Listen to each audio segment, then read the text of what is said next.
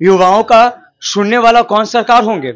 आखिर चुनावी माहौल चल रहा है इस वक्त में, और चुनावी माहौल को लेकर के क्या होगा कि हम कैसे विश्वास जगाएंगे बिहार को लेकर के, क्या क्या कुछ कहना चाहेंगे? तो अभी हमारे साथ में जो है युवा लोग हैं, और युवाओं से हम जानने का प्रयास करेंगे, क्योंकि देश के युवा, बिहार के युवा, नौजवान जय जयकार हम लोग करते हैं, तो युवा ही आखिर जानना चाहते हैं क्या बिहार को आगे ले जाना चाहते हैं, या आज की सरकार से ही खुश हैं, या फिर क्या चाहते हैं? तो क्या बदलना चाहिए सरकार? अच्छा, क्या क्या बदलाव देखना चाहते हैं जो सरकार को बदलना चाहते हैं? सरकार को बहुत चीज बदलना चाहिए। अभी तो मेट्रो ये सब हो रहा है, ये सब जरूरी है नहीं।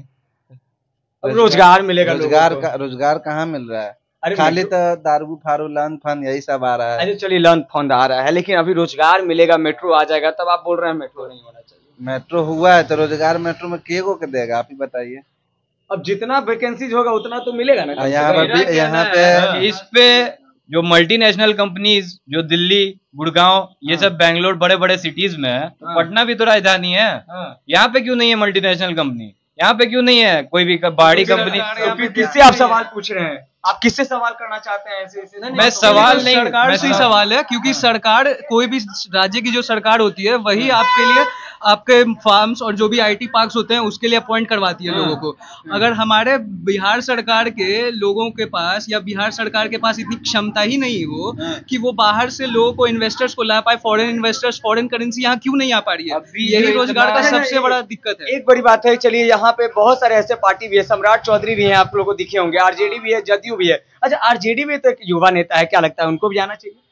देखिए, अब फिर सवाल आप पार्टी का कर रहे हैं, मुझे पार्टी से नहीं मतलब है। आप कैसे, अगर पार्टी से नहीं मतलब होगा तो फिर कौन बदलाव की बात कर रहे हैं? वही आपने पूछा ना कि सवाल किससे पूछना और क्या पूछना है। मुझे पूछना है, मुझे ये पूछना है कि अगर जो अपॉर्चुनिटीज दूसरे राज्य के लोगों को मिल रही है वो हमारे राज्य में क्यों नहीं मिल रही है? हमारे ही राज्य के लोग दूसरे राज्यों में जाकर के वहां के जीएसटी को बढ़ा रहे हैं, वहां की जीडीपी बढ़ा रहे हैं, हमारे बिहार की जीडीपी क्यों नहीं बढ़ पा रही है? आखिर क्या कारण है? क्योंकि बिहार में जो सक्षम लोग थे वो तो बिहार से पलायन करके जा चुके हैं, और वो क्यों रहेंगे बिहार में जब आप उनको अपॉर्चुनिटीज ही नहीं है ना, अपॉर्चुनिटीज ही नहीं है। आज मुझे जॉब करना है, मेरा कॉलेज खत्म हो गया है, लेकिन मुझे बिहार में, पटना में कहीं अपने लायक ढंग का में नहीं मिल रहा है। मुझे बस एक ही चारा है, या तो सरकारी के लिए तैयारी करो, और वो इतनी लंबी भीड़ है कि उसमें आप कहीं फंस के रह। अच्छा, तो क्या लगता है, ऐसे में अभी और भी हैं हमारे साथ में। अच्छा, बिहार के युवा हैं आप, अब बिहार के युवा में देखिए, युवा को सपोर्ट करते हैं, आरजेडी भी है आपके बीच में। अच्छा, लोक जनशक्ति पार्टी, आप लोग चिराग पासवान, हम उसी को सपोर्ट करेंगे जो बिहार के आदमी के लिए काम कर रहा है, जो विकास करना चाहता है,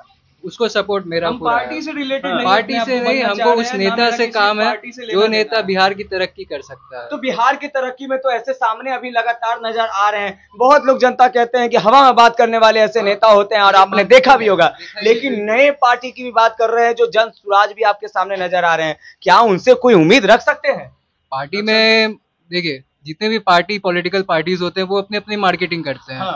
वो अपने तरफ से अपने ऑडियंसेस को समझाना चाहते हैं कुछ अलग अलग तरीकों से, बट एक्चुअल में क्या है कि हमें चाहिए कुछ अच्छे पॉलिसीज जो हमारी इकोनॉमी को बढ़ोतरी दे। इकोनॉमी बढ़ेगा तो लोग अपने आप यहाँ पे आएंगे, काम करेंगे, दूसरे विदेश प्रदेश से लोग आएंगे, वो वापस अपने घर आना चाहते हैं लेकिन आ नहीं पा रहे हैं। कौन चाहेगा कि अपने घरों से दूर जाके रहना, काम करना? इसी बात को रखा गया है। अभी तो आपने बहुत सारे पार्टी की, लेकिन हम इस पार्टी की जानबूझ करके इसलिए बात कर रहे हैं क्योंकि वो पलायन की बात किए हैं। तो ऐसे में क्या लगता है कि वो पलायन की जो बात करने वाले हैं, क्या जनसुराज को ही युवा में मतलब युवाओं का सुनने वाले होंगे? क्या लगता है आपको?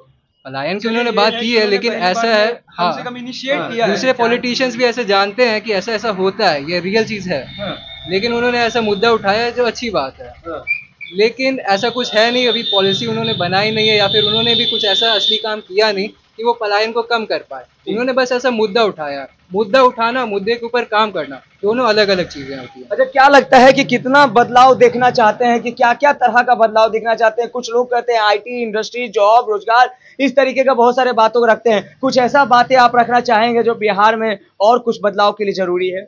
हमको सिर्फ सरकार बदलना चाहिए, सरकार बदलना चाहिए। अब आवाजें उठा रहे हैं सरकार बदलना चाहिए, तो सरकार बदलने के लिए कोनो तो मकसद होगा ना।